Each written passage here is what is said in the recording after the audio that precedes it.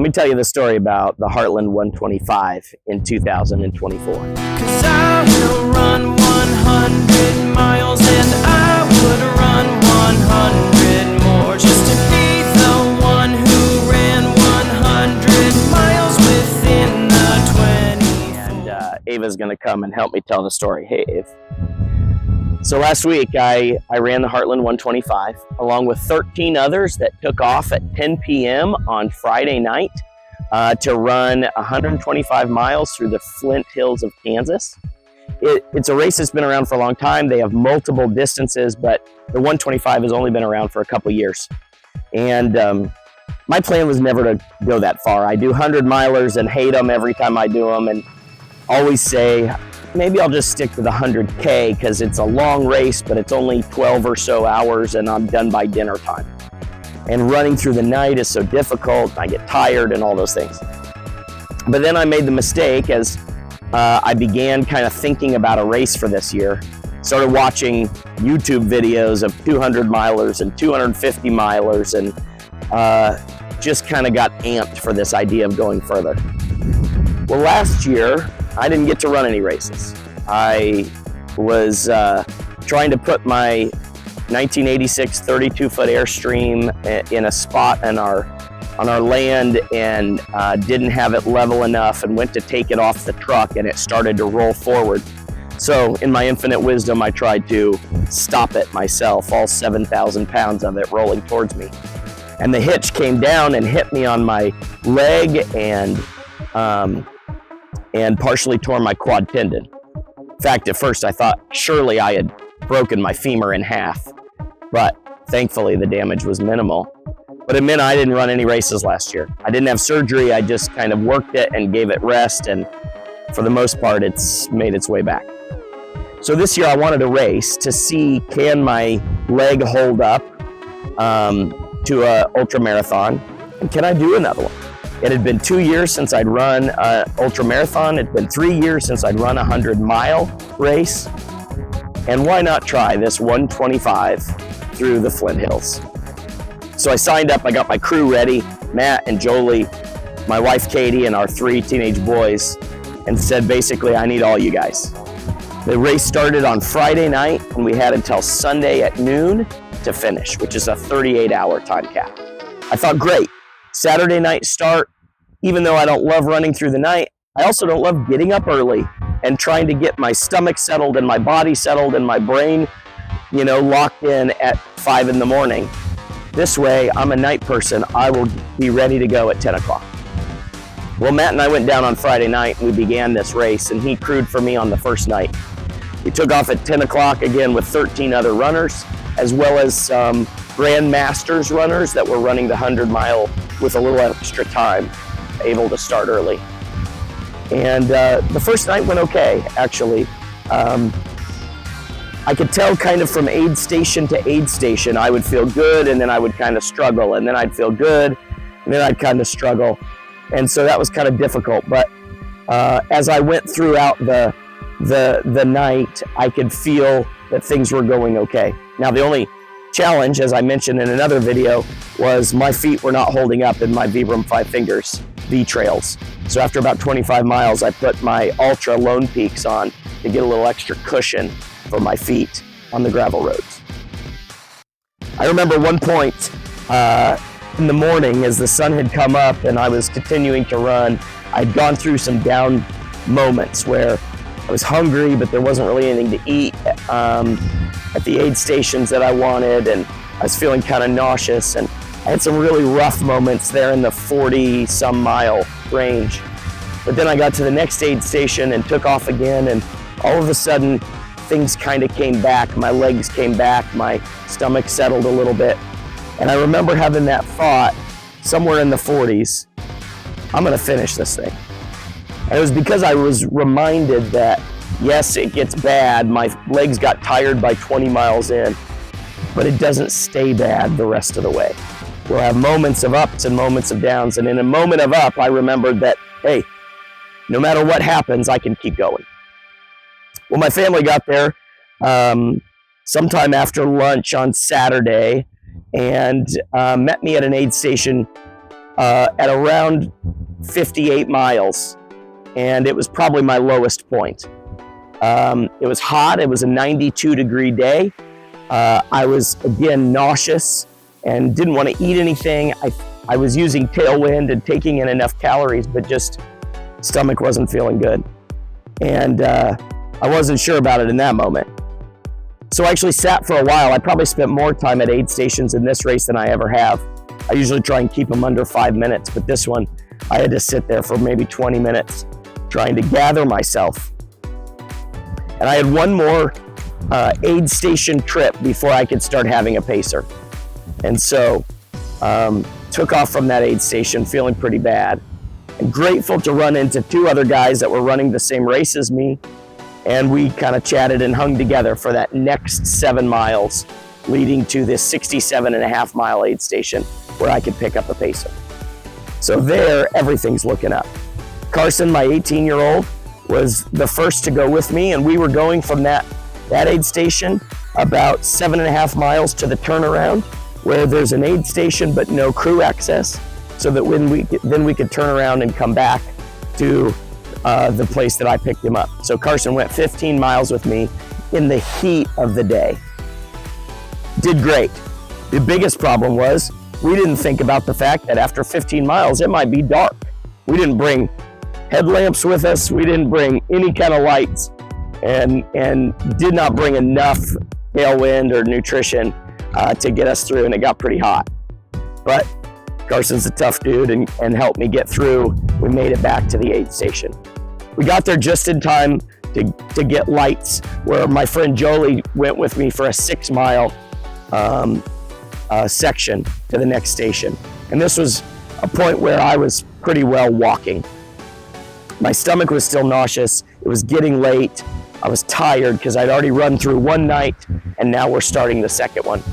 But Jolie was like the perfect person because she kept asking me questions. We kept talking about life and church and whatever stuff we have going on.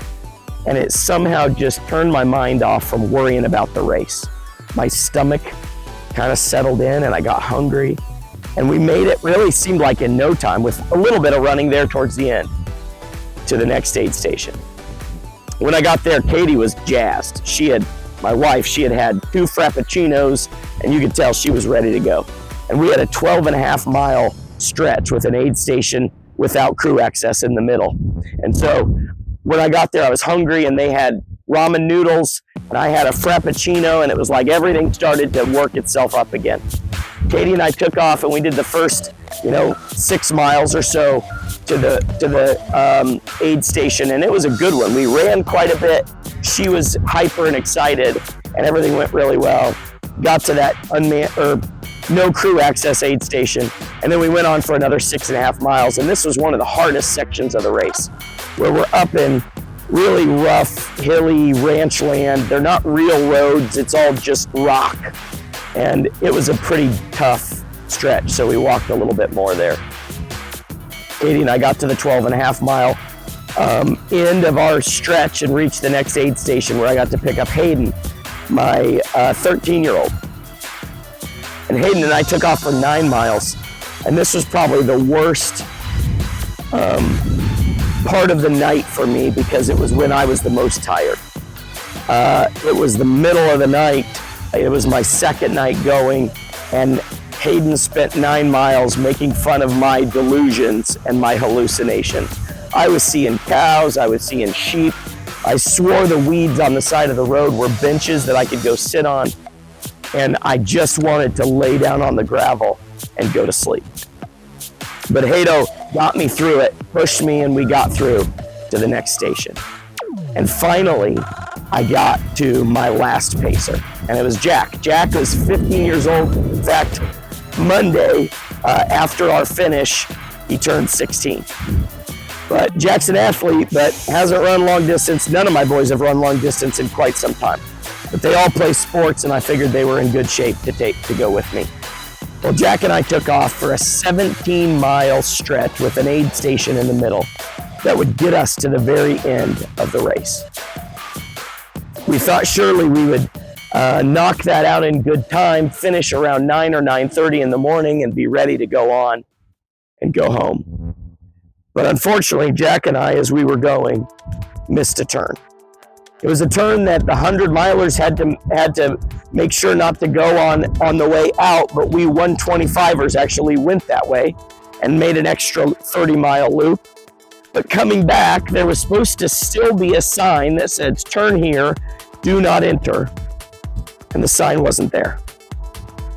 My watch didn't notify me on the course. I'm not sure what happened there, but for whatever reason, we blew right through it. And all of a sudden I get a phone call from Matt that says, you're almost 5 miles off course. So my heart dropped into my chest or into my stomach, and I turned to Jack and just said, we're gonna have to run if we're gonna finish this thing on time. And he just said, okay. So we took off. We ran almost 5 miles back to the turn that we originally missed. And we looked for the sign and we didn't see it anywhere. But we turned and we started going to get back. And again, we pushed. We kept calculating in our minds, can we get back before the noon cutoff? And we thought, surely we can do that as long as we keep pushing. So we'd hike fast up the big hills and we'd run down them no matter how bad the terrain was, and it was bad. Jack started to have some hip trouble, but just kept pushing through no matter what we had to do. We kept going and finally got to the aid station about 8.5 or 9 miles from the end. We got there and there were 2 guys standing there watching for us with a big truck full of the aid station. The station was already packed up and closed. And they said, are you number 187? I said, yeah.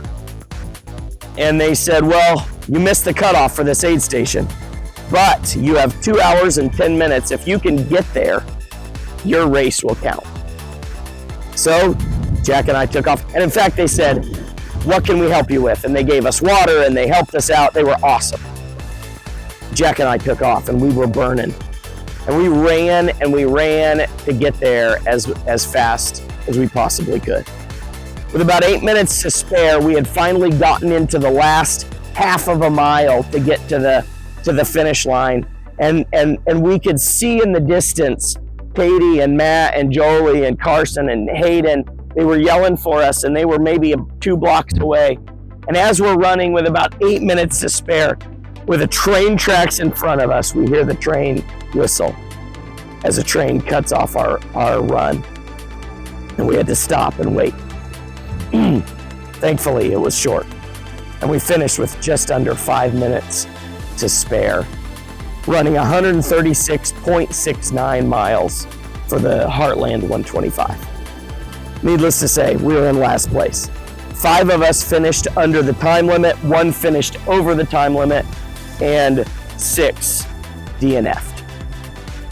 This was probably my favorite race. I mean, it was terrible and I never want to do it again.